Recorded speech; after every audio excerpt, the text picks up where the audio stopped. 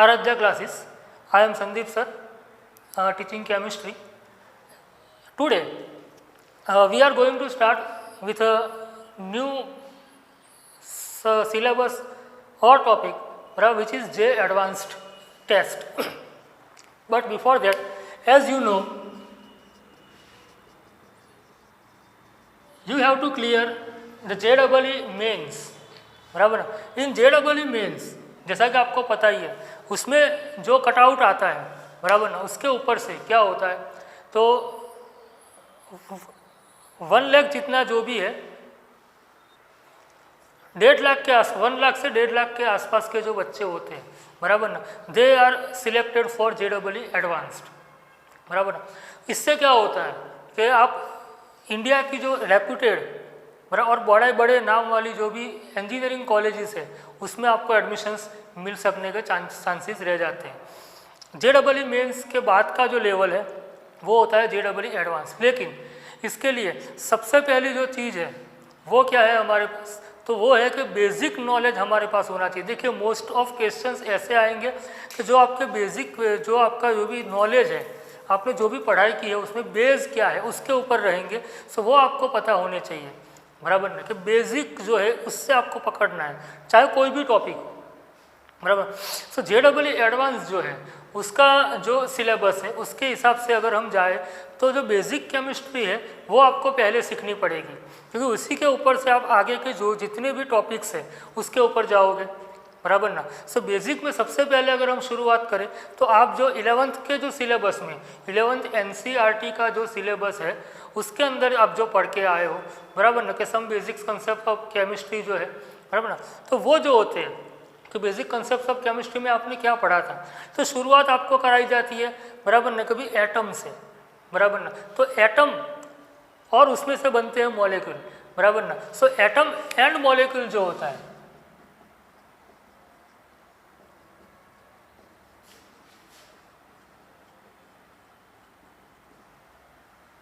बराबर ना। सो इसके लिए हमारे पास जो भी है कि इसका बेसिक नॉलेज हमारे पास होना बहुत ही ज़रूरी है।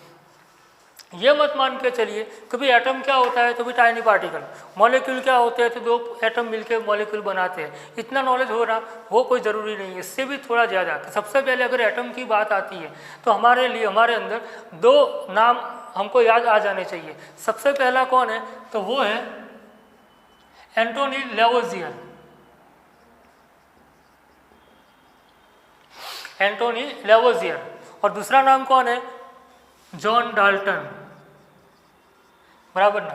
सो Lavoisier was the first who describe element, बराबर ना, और उसने ये जो एटम उसने ये कहा था, बराबर, कि element is made up of tiny particles. Lavoisier की मैं बात कर रहा हूँ। सो एलिमेंट जो भी होता है it is made up of tiny particles. अगर आप अपने पास एक नोटबुक रखेंगे और ये जो भी टॉपिक है उसको नोट करते जाओगे तो वो नोट आपके लिए बहुत ही काम की रहेगी। सो वो भी करते जाइए। सो क्या होगा कि लेवोजियर ने ये कहा था कि भी atoms are elements are made up of tiny particles. मैंने ऐसा बोला, एटम्स टाइनी पार्टिकल है, एलिमेंट्स एटम से बने हुए हैं, बराबर ना। और ये जो टाइनी पार्टिकल्स है इसके अंदर दूसरा उसने पॉइंट क्या कहा था कि पार्टिकल्स या तो हम एटम भी कह सकते हैं और 1 एलिमेंट आर आइडेंटिकल।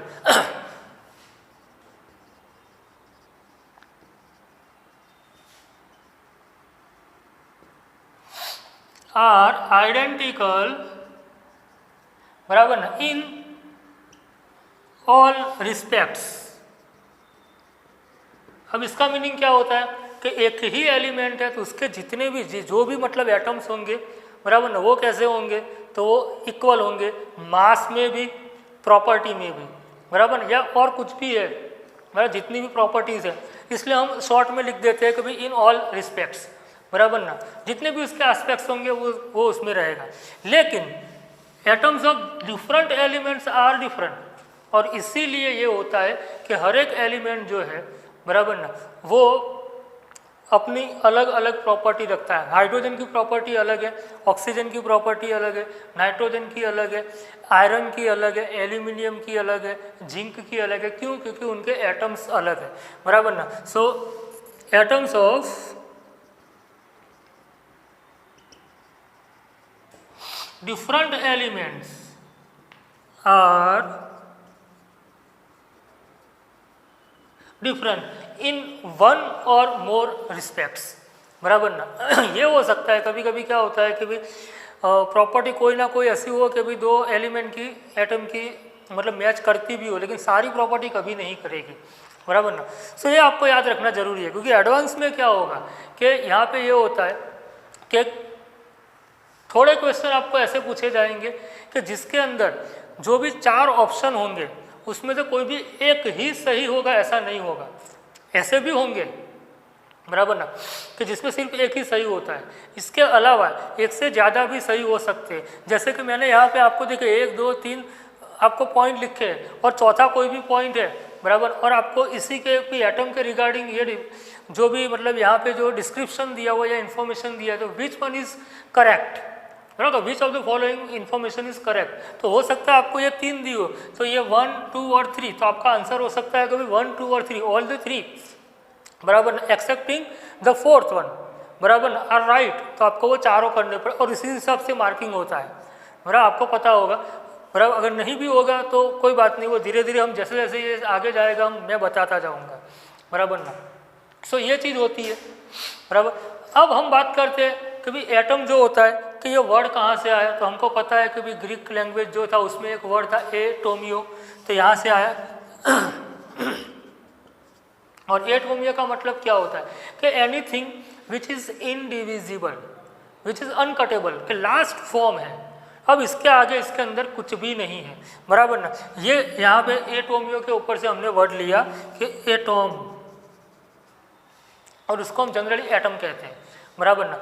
याद रखिए यहाँ पर कि ये चीज़ तो हम बहुत ही मतलब 11th में शुरुआत में पढ़ के ही आए हैं, लेकिन आपके दिमाग में रिकॉल होनी चाहिए जब भी एटम की बात आए, तो ये सब चीज़ें जो है वो हमको पता होना चाहिए, बराबर ना।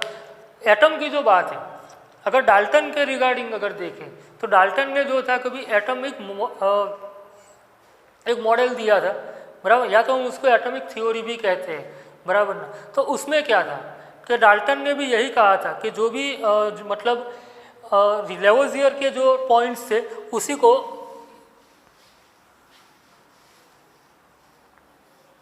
थोड़ा सा उसने रिवाइज किया था, और डाल्टन ने हमको यह बताया था कि भाई एटम जो है, डाल्टन की बात मैं कर रहा हूँ, जॉन डाल्टन, कि एटम जो है, बराबर, it is made up of tiny particles called atom which is indivisible. Atom is indivisible, uncuttable होता है, बराबर ना। उसके अंदर और कुछ भी मतलब उससे आगे कुछ भी नहीं होता है, वो लास्ट फॉर्म है, बराबर ना। तो वो हमको उसने उस टाइम पे बताया था, बराबर। दूसरी बात यहाँ पे कि जो हमने आगे देखी वही की वही चीज़ है, और वो वही है कि भाई atoms of one element are identical, in one element are identical with respect to mass and properties, but different element के एटम्स जो होंगे वो डिफरेंट रहेंगे, बराबर ना।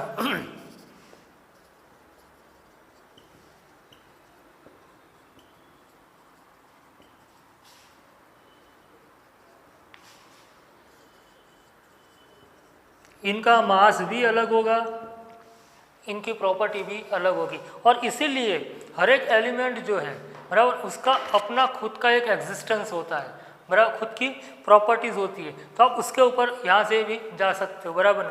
दूसरा यहाँ पे कि जो डाल्टन ने कहा कि different elements can chemically combine to form molecule,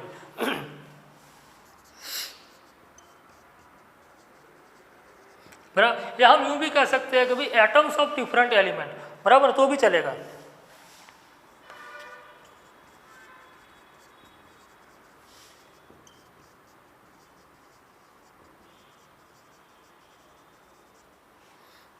They can combine combine मतलब chemically combine, they chemically combine with each other to form a molecule. अगर कहीं पे आप पढ़ोगे बराबर ना, तो ये भी हो सकता है कि भाई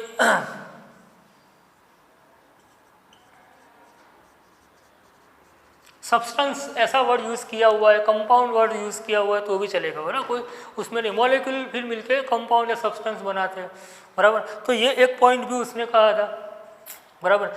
लेकिन उसने आगे थोड़ी एक वो इन्फॉर्मेशन दी, बराबर ना, और वो क्या था कि जब भी ये केमिकली कंबाइन होते हैं, याद रखिए जब भी ये केमिकली कंबाइन होते हैं तो उनका एक फिक्स रेशियो होता है, उसी के अंदर वो कंबाइन होंगे, कि भाई कंबाइन होते हैं, मॉलिक्यूल होते हैं, बराबर। So when they combine with each other, बराबर ना, they combine in a fixed ratio, atoms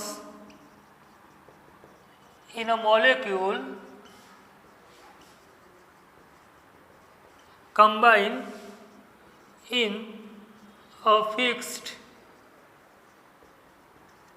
ratio, या तो हम ये भी कह सकते हैं कि एक फिक्स प्रोपोर्शन होता है, बराबर ना। कभी H2O जो है तो भी 2 हाइड्रोजन 1 ऑक्सीजन, H2O2 जो है तो फिर हम उसको बोलेंगे कि भी 2 हाइड्रोजन 2 ऑक्सीजन। सो H2O, H2O2, ऐसे जो सिंपल जो मॉलिक्यूल्स थे उनको लेकर के ये थ्योरी जो है वो समझाई गई थी, बराबर ना। अब दूसरी बात ये भी है कि भाई ये तो चलो हो गया कि कंबाइन तो होते ही है, बराबर ना, लेकिन जब भी केमिकल रिएक्शन होती है तो क्या बात होती है, बराबर। वो उसने फिर आगे बात की थी, मैं जॉन डाल्टन की बात कर रहा हूँ, बराबर ना, कि अगर केमिकल रिएक्शन होती है, सो इन अ केमिकल रिएक्शन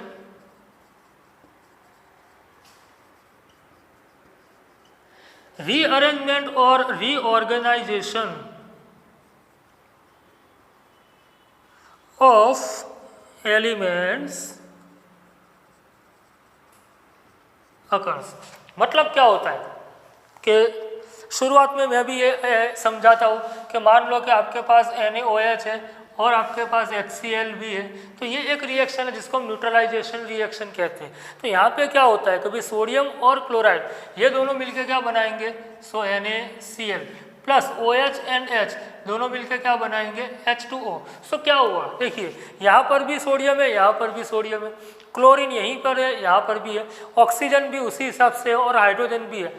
कोई भी एलिमेंट जो है, बराबर ना, वो डिस्ट्रॉय नहीं हुआ है, ना ही कोई भी एलिमेंट जो है वो यहाँ पे प्रोड्यूस होता हुआ आपको दिख रहा है। मतलब क्या होता है कि भाई NaOH और HCl में रिएक्शन तो हुई, लेकिन जो भी एलिमेंट्स उसके अंदर जो थे, उसके एटम्स जो थे, उनका सिर्फ रीअरेंजमेंट हुआ, रीऑर्गेनाइजेशन हुआ, और कुछ नहीं हुआ। सो नेक्स्ट उसने ये भी कहा था, कि जो हमको लेवोजियर ने law of conservation of mass में कहा था कि matter can neither be created nor be destroyed. समझ रहे हो, तो डाल्टन ने भी यही चीज़ उसकी एटॉमिक थ्योरी में रखी, बराबर ना, कि ड्यूरिंग केमिकल रिएक्शन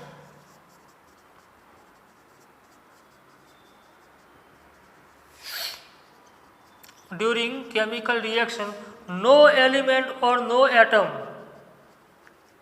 बराबर ना, destroys और generates, बराबर ना, कि ना वो डिस्ट्रॉय होता है ना ही वो जनरेट होता है, बराबर ना।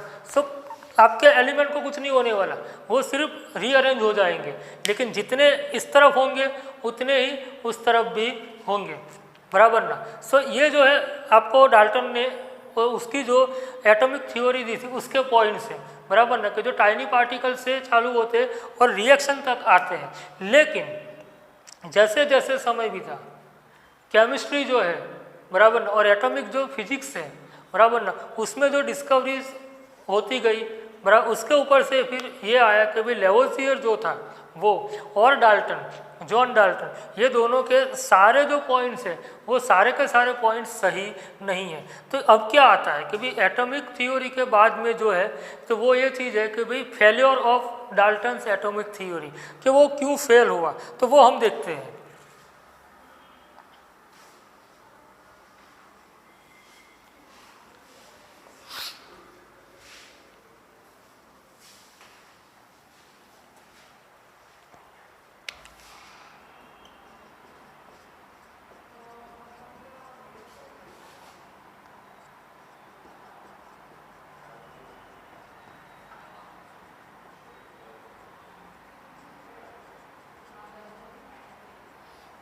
फेल्योर कि वो कहाँ कहाँ पे आगे जा कर के वो गलत साबित हुए। तो सबसे पहला जो है ये है कि भाई atom is indivisible, it is no more correct, बराबर ना, वो सही नहीं है, बराबर ना।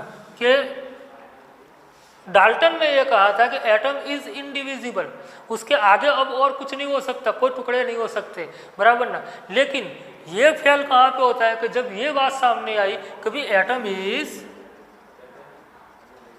डिविजिबल, एटम के भी पार्ट होते हैं, और आपको पता है एटम के दो पार्ट होते हैं, बराबर ना। एक होता है उसका सेंटर जिसको हम न्यूक्लियस कहते हैं, बराबर ना। सो एटम की अगर हम बात करें तो एटम के दो चीज़ें जो है कि एक है न्यूक्लियस, बराबर, और दूसरा जो होता है कि भाई न्यूक्लियस के बाहर का जो हिस्सा है, बाहर का जो भाग है कि जहाँ पे इलेक्ट्रॉन्स रहते हैं, बराबर, उसको हम कहते हैं एक्स्ट्रा न्यूक्लियर,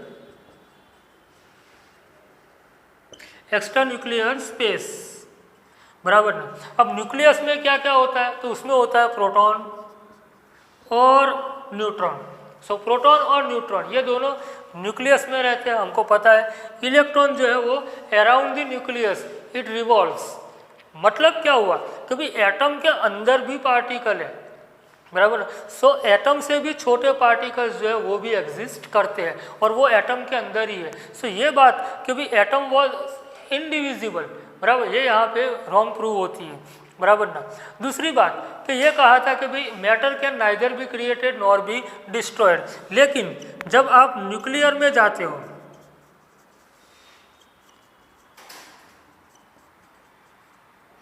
न्यूक्लियर केमिस्ट्री और न्यूक्लियर फिजिक्स में जाते हो, बराबर ना, कि जहाँ पे ट्रांसफॉर्मेशंस होते हैं, बराबर, तो वो क्या होता है कि एक ही एलिमेंट में से जो है कि भाई दूसरे जो एलिमेंट हैं वो बनाए जाते हैं। मैं यहाँ पे आपको याद करा दूँ, आपने एक चैप्टर पढ़ा है पीरियोडिक टेबल वाला, बराबर। तो पीरियोडिक टेबल के अंदर जो यूरेनियम है, बराबर ना, यूरेनियम 92, बराबर, atomic number of uranium is 92, बराबर ना।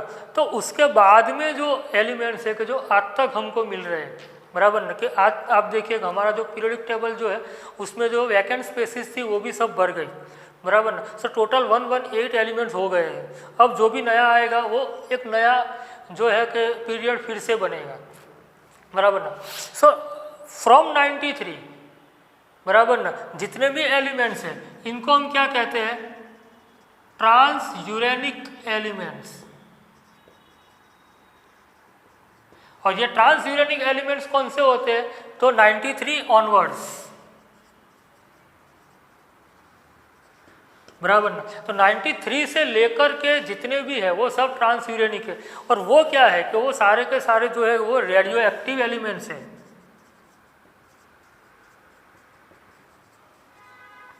कैसे है, रेडियो एक्टिव एलिमेंट। और वो सब लेबोरेटरी में साइंटिस्ट जो है, इंसान जो है उसने बनाए हैं, बराबर, और उनको एग्जिस्टेंस दिया है कि बराबर कि ये कह सकते हैं कि भी नेचर में नहीं पाए जाते थे।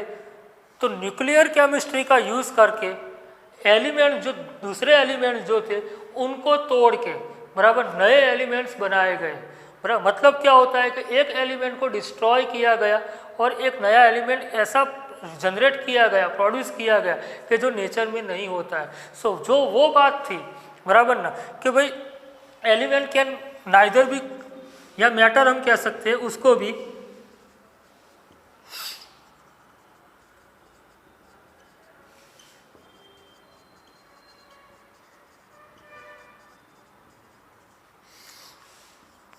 Can neither be created nor be destroyed, ये गलत साबित होता है, बराबर ना। ये पॉइंट में, बराबर ना, दिस इज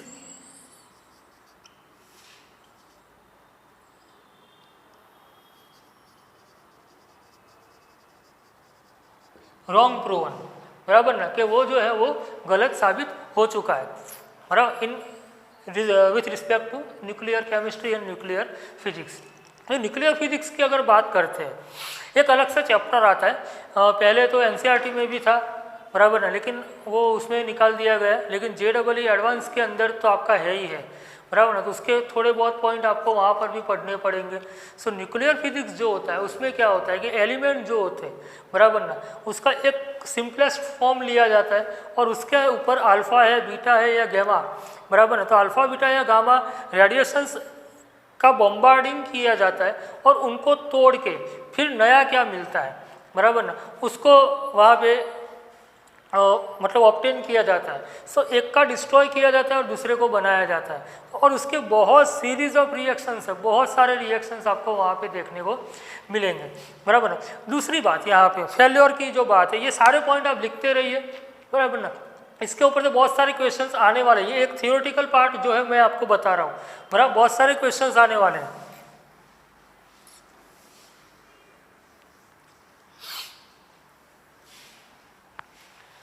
हमने ये बात की थी, डाल्टन ने ये कहा था कि भाई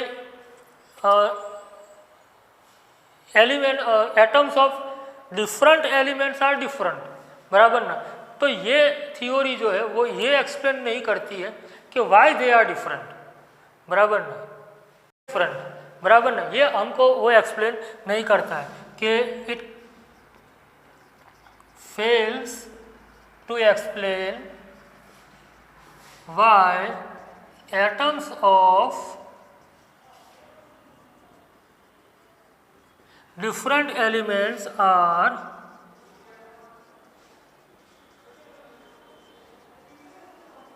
different, कि ऐसा क्यों होता है, बराबर ना। आज की डेट में सब कुछ पता है, सीधी बात है, लेकिन उस टाइम पे वो एक्सप्लेन नहीं कर पाए थे, बराबर ना, तो उनकी थ्योरी जो है उसकी ये ड्रॉबैक है ना। अब सीधी सी बात है कि वो ये एक्सप्लेन नहीं कर पाए कि भाई डिफरेंट एटम्स एलिमेंट्स के एटम्स डिफरेंट है, तो फिर वो केमिकली जब कंबाइन होते हैं और मॉलिक्यूल बनाते हैं तो फिर वो कैसे बनाएंगे, कि how they form, how different atoms combine to form new molecule, बराबर ना, तो उसके बारे में भी कोई भी एक्सप्लेनेशन ये थियोरी जो है वो आपको नहीं दे पाती है, तो ये भी इसका फेल्योर है। तो फेल्योर में ये सब लिखते जाइए, है ना, फेल्योर के ऊपर से भी बहुत सारे क्वेश्चंस पढ़ेंगे और ऐसे ही क्वेश्चन जो जनरल नॉलेज के ऊपर डिपेंड करते, बेसिक नॉलेज के ऊपर, वहीं से ऐसे क्वेश्चन बनते हैं कि जिसके अंदर एक से ज़्यादा आपको जो है ऑप्शंस मिल जाते हैं, बराबर ना। दूसरी बात, मान लो कि चलो कंबाइन हो भी गए कि भाई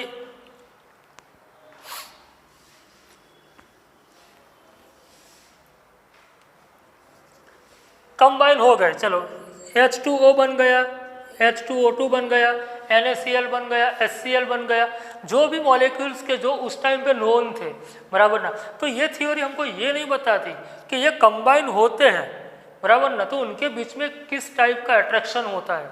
बहुत सारी इसके ऊपर भी एजम्पशंस थी। आजकल हम बोलते हैं भी एक चैप्टर आता है आपका chemical bonding and molecular structure, so that chemical bonding के दो एटम्स के बीच में, बराबर ना, जो फोर्स होता है, फोर्स ऑफ अट्रैक्शन, बराबर ना, तो ये यहाँ पे गलत होता है, बराबर ना, कि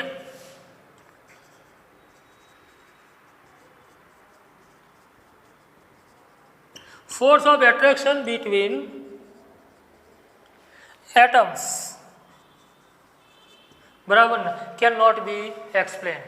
तो वो थ्योरी से हमको ये समझ में नहीं आएगा। लेकिन केमिकल बॉन्डिंग की मैं बात कर रहा था, सो केमिकल बॉन्डिंग आपको ये समझ मतलब ये एक डेफिनेशन देता है कि भाई केमिकल बॉन्डिंग क्या होता है, बराबर ना, कि द बॉन्ड, बराबर, या तो हम ये भी कह सकते हैं कि द अट्रैक्शन बिटवीन टू और मोर स्पीसीज, बराबर ना, और वो स्पीसीज एटम भी हो सकती है, मॉलिक्यूल्स भी हो सकते हैं और आयंस भी हो सकते हैं, बराबर। तो नोट करके कहीं पे डेफिनेशन आप लिख सकते हो, बराबर ना, कि अट्रैक्शन फोर्स बिटवीन टू और मोर स्पीसीज, बराबर ना, विच हेल्ड और होल्ड देम टुगेदर, बराबर ना, कि वो उनको एक साथ पकड़े रखता है, ऐसा जो अट्रैक्शन है उसको हम बोलते हैं केमिकल बॉन्ड। अब केमिकल बॉन्ड में आपको पता है, तो केमिकल बॉन्ड, तो केमिकल अट्रैक्शन जो है वो लंडन फोर्स भी हो सकता है, वो डाइपोल डाइपोल इंटरेक्शन फोर्स भी हो सकता है, बराबर ना, वो जो भी है कि भी हमारा कोवेलेंट बॉन्ड जो है वो भी हो सकता है, बराबर ना, डाइपोल और इंड्यूस डाइपोल भी हो सकता है, वो आयनिक बॉन्ड भी हो सकता है, मेटालिक बॉन्ड भी हो सकता है, बराबर। तो बहुत सारे टाइप के जो बॉन्ड्स हैं, बराबर, वो फिर बाद में आगे जाके एक्सप्लेन किए गए, बराबर। लेकिन डाल्टन की जो थियोरी थी वो उस टाइम पे उसको समझाने में वो नहीं थी। दूसरी बात कि जब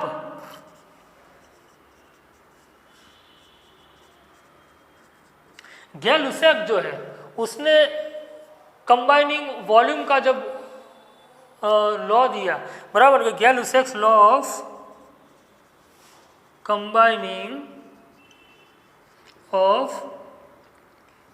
कंबाइनिंग वॉल्यूम भी लिखे ना, या कॉम्बिनेशन ऑफ वॉल्यूम, बराबर ना, कि मान लो कि गैसियस सब्सटेंसेस है। अब ये आप समझना कि गैसियस सब्सटेंसेस है उनका हम वॉल्यूम लेते हैं कि हाइड्रोजन है और ऑक्सीजन है, तो वो मिलके जब वाटर बनाते हैं, देखिए हाइड्रोजन गैस रहेगा, ऑक्सीजन जो है वो भी गैस रहेगा, और वो दोनों मिलके क्या बनाएंगे, वाटर। मान लो कि यहाँ पे टेम्परेचर हाई है तो हमको वाटर जो मिलेगा वो भी गैसियस फॉर्म में मिलेगा। अगर लोअर टेम्परेचर कर दोगे तो वेपर जो है वो लिक्विड में कन्वर्ट हो सकती है। तो यहाँ पे देखिए कि अगर H2 है और यहाँ पे ऑक्सीजन है, तो हम यहाँ पे अगर 2 लेते हैं, बराबर ना, तो यहाँ पे हम लेंगे 2, बराबर। तो ये जो होती है कभी जो स्टोइकियोमेट्री जो होती है, कभी बैलेंसिंग ऑफ रिएक्शन, तो यहाँ पे हमको ये चीज़ देखने को मिलती है, कभी 2 और 2 यहाँ पे हो जाते हैं, तो 2 वॉल्यूम, है ना। गै-लुसैक ने ये हमको बताया था कि 2 volume of hydrogen reacts with 1 volume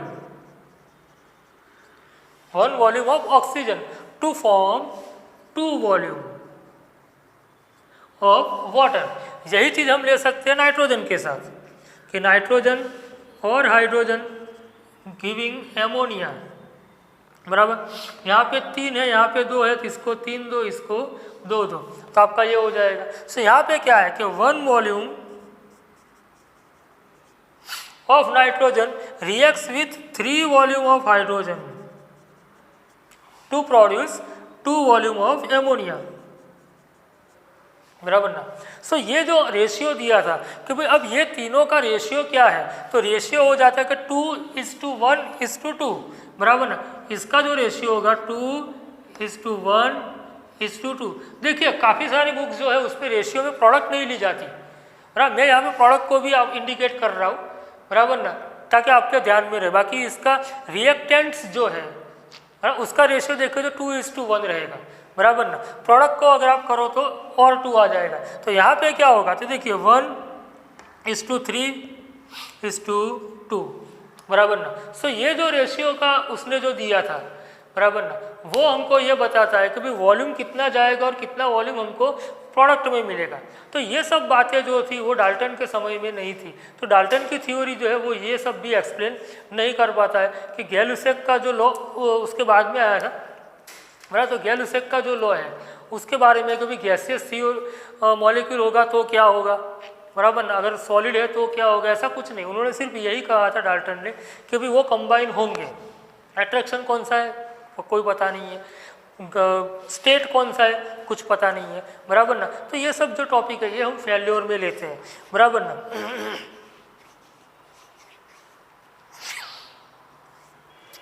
दूसरी बात, एटम्स तो बन ही जाते हैं, बराबर, मतलब है उससे एलिमेंट है, एलिमेंट मिलकर कंपाउंड भी बना लेते हैं। तो ये सबका जो एग्जिस्टेंस है वो किन किन चीज़ों पे डिपेंड करता है, बराबर ना। तो डिस्टिंक्शन ऑफ एग्जिस्टेंस जो है वो भी वो एक्सप्लेन नहीं कर पाता है, बराबर ना। तो आप वो भी एक चीज़ मतलब वहाँ पे नोट कर सकते हो, in failure of Dalton's atomic theory.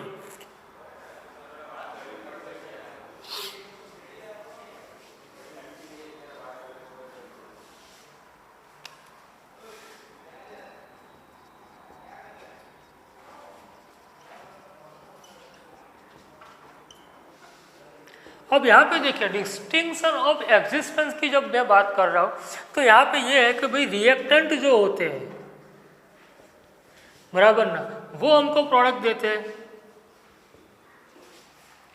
लेकिन आज तो हमें पता है कि भाई कब रिएक्शन होगी, कितनी प्रोपोर्शन में रिएक्शन होगी, क्या प्रोडक्ट मिलेगी, बराबर ना। तो उसके बारे में कोई इन्फॉर्मेशन आपको यहाँ पे नहीं दी जाएगी कि इनका अगर खुद का एग्जिस्टेंस है तो फिर वो रिएक्शन करके दूसरी प्रोडक्ट क्यों बनाते हैं?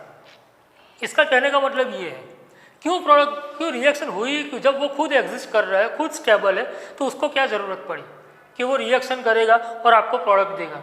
और अगर प्रोडक्ट बन गई तो वो प्रोडक्ट में ऐसे कौन से अट्रैक्शन होंगे, ऐसे कौन से बॉन्ड होंगे कि जो उससे भी ज़्यादा मतलब एग्जिस्टिंग होंगे, बराबर ना, कि जो आपको प्रोडक्ट बनाने में हेल्प करेंगे। तो ये सारी जो टॉपिक्स है, पॉइंट्स है, बराबर ना, वो डाल्टन्स एटॉमिक थ्योरी जो है वो आपको नहीं एक्सप्लेन कर पाती, बराबर ना। सो ये जो जितने भी टॉपिक्स है वो आप नोट करिए, नोट करके उसको आप टाइम टू टाइम उसको पढ़ते जाइए, तभी आपके मतलब समझ में आते रहेंगे और याद रहेंगे, बराबर ना। इसके बाद में जो है कि भाई ये जो थ्योरी फेल हुई तो फिर मॉडर्न थ्योरी कौन सी आई, बराबर ना, तो वो मॉडर्न थ्योरी के ऊपर इसके बाद वाले लेक्चर में हम बात करेंगे, लेकिन फिलहाल के लिए हम यहाँ पर ही रखते हैं। सो ये जो हमारा वीडियो है उसको लाइक करिए, शेयर भी करिए, ताकि दूसरे बच्चे जो है वो भी उसको देख सके। चैनल जो है बहुत अच्छी खासी चैनल है, उसको भी आप सब्सक्राइब करते रहिए। लेकिन जो भी टॉपिक है अब नेक्स्ट लेक्चर में होगा। Thank you.